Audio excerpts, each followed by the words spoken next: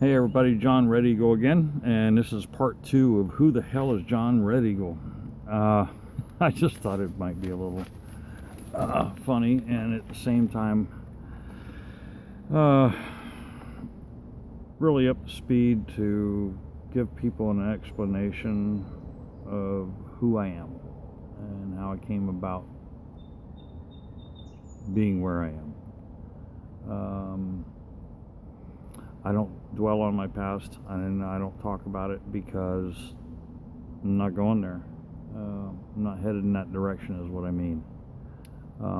But if anybody wants to know, I'll be able to let you know what I've experienced and what I've gone through. A lot of what everybody else has, divorce, mental and emotional abuse, codependency, alcoholism, drug addiction,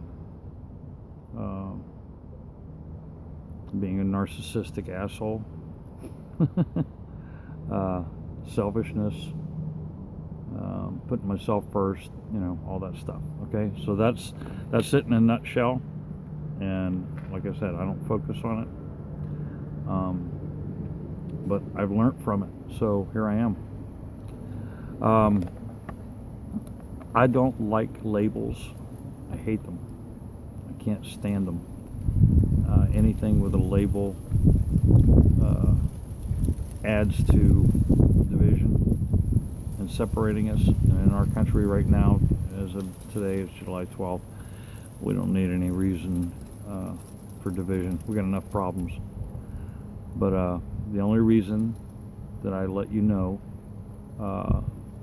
of my Native American culture is because I want you to have an idea of where I'm coming from. So, needless to say, my ancestors are Native American. My mother, my grandmother, and my great-grandmother all were Native American.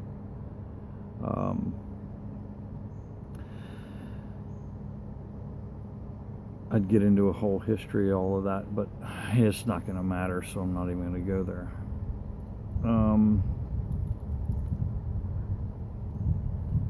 2007, I believe it was, is when I really started to come into my own in understanding my culture. I spent a lot of time, actually exactly 1 year, on the powwow circuit. And because I make Native American drums and paint them, but I also spent a lot of time with my elders and researching our heritage as Lenape, but more so Native American, because as Native American we consider ourselves as a people. And when it's a people, it's one is all, and all is one. There's no division.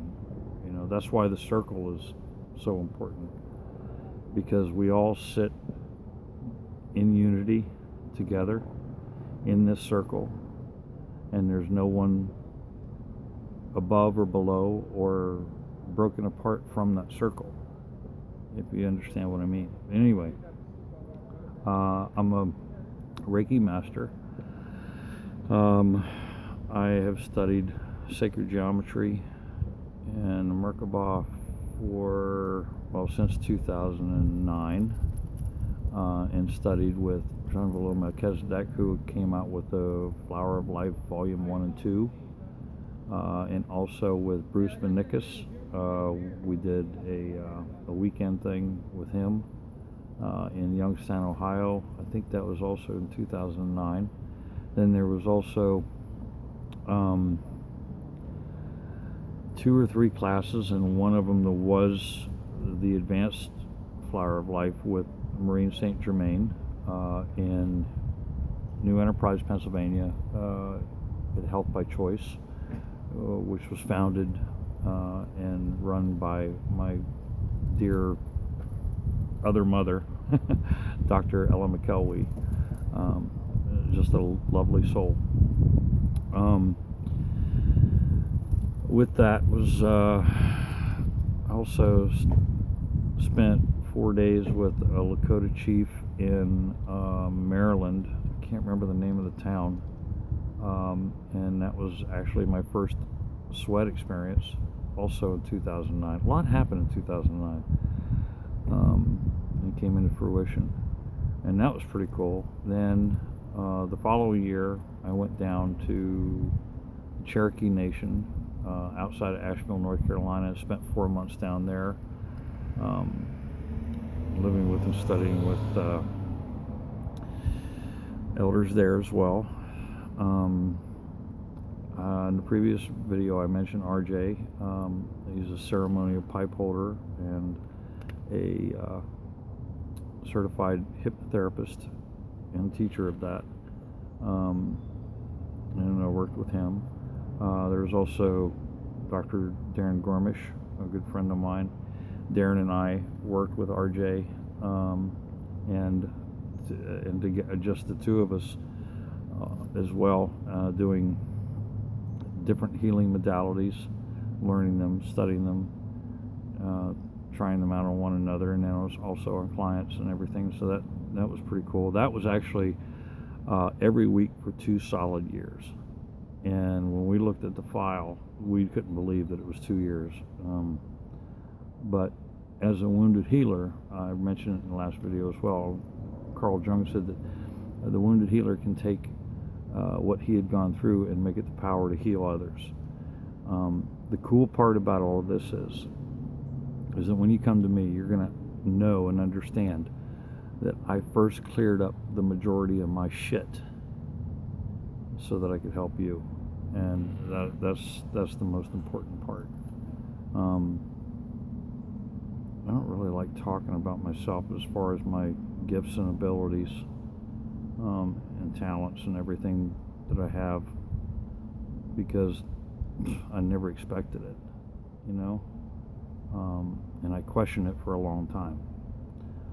But 2016, if you check in numerology, the 2, the 1, and the 6 add up to 9, and this is the end of my 9-year cycle. And this is the elders told me that I would have to go through a full life cycle before I could begin to do what I was called to do, my life purpose, in helping and healing and teaching and encouraging others. And this is it.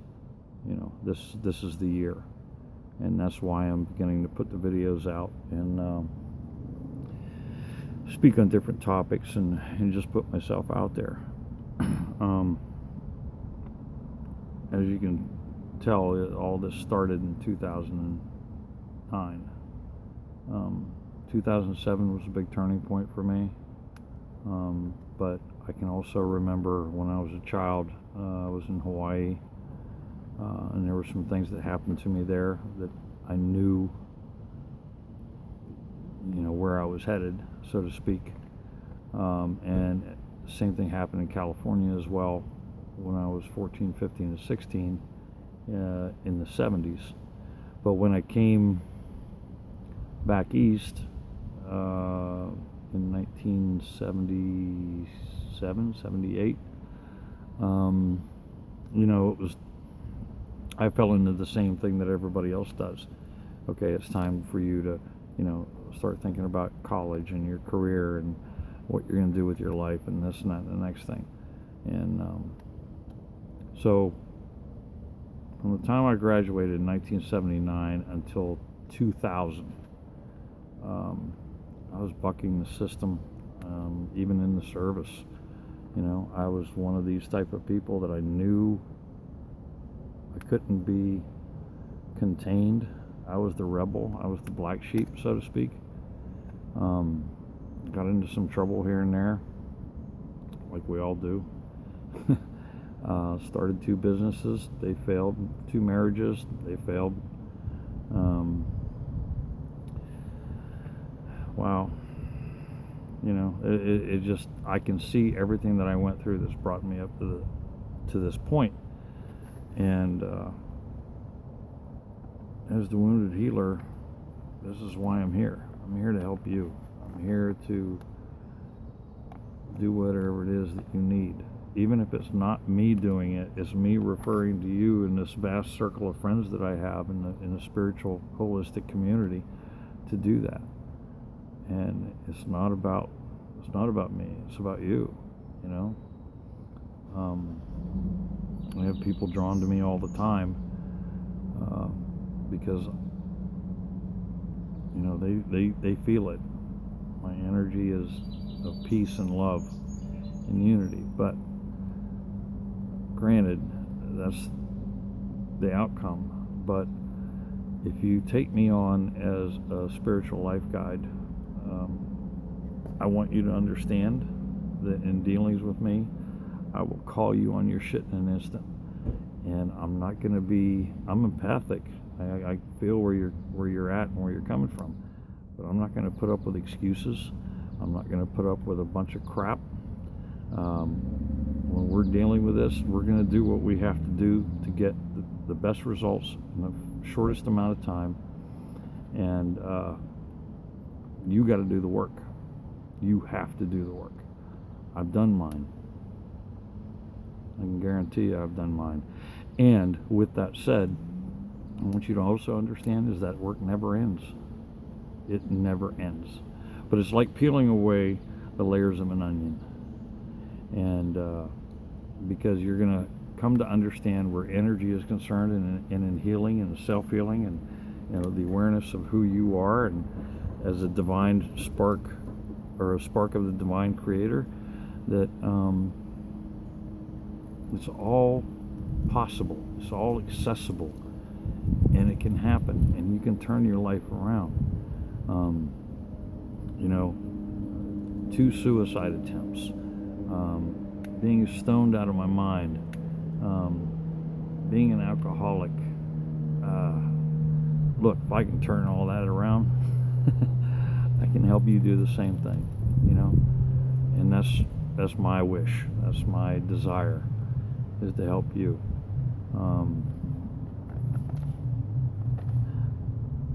I've gone on a few vision quests here and there, and been solely blessed by that.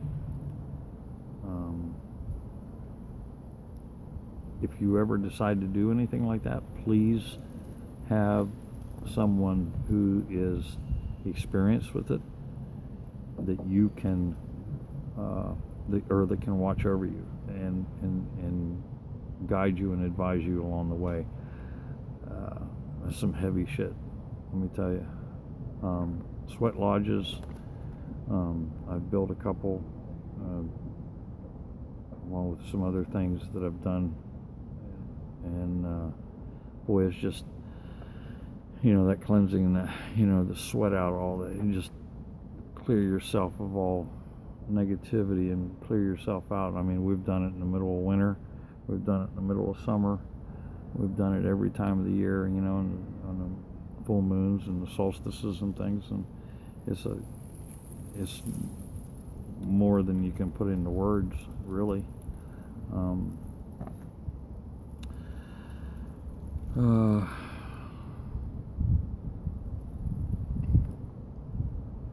I think I've pretty much covered everything that I've done as far as what's gotten me here. I'm sure there's probably a few things I've left out because I can't remember everything. I just do it. I live in the moment. I live in the now. It's sort of like these videos, you know. I just do whatever comes to me. And when you are with me in person or even remotely, because I do these things over the phone as well, if you feel more comfortable with something like Skype, we can probably work something out. But I'm going to be holding some classes here wherever I can get to be, and I don't care where it is in the eastern part of the United States. If I'm invited and people want to show up, I'll be there. I'll be more than happy to share with you. I also have some psychic abilities in reading people. because not only and what I mean by that is that I read energy to tell you where you might have a blockage or something along those lines, or a sickness and things like that we can heal. But psychic as in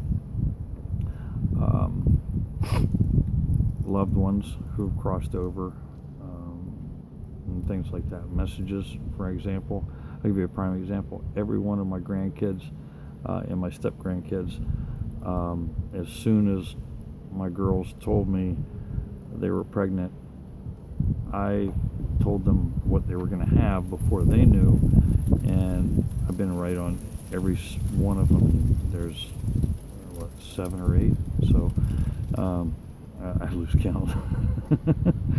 So if you're supposed to get a message through me, then you'll be sure to get it. I'm very eclectic and open, and I'm constantly surprised in what Spirit is willing to do through me for you. And if you have any questions, put them down at the bottom of the video. I'll be more than happy to answer your questions. I love you so much. Thank you for listening, and namaste. Dare to dream.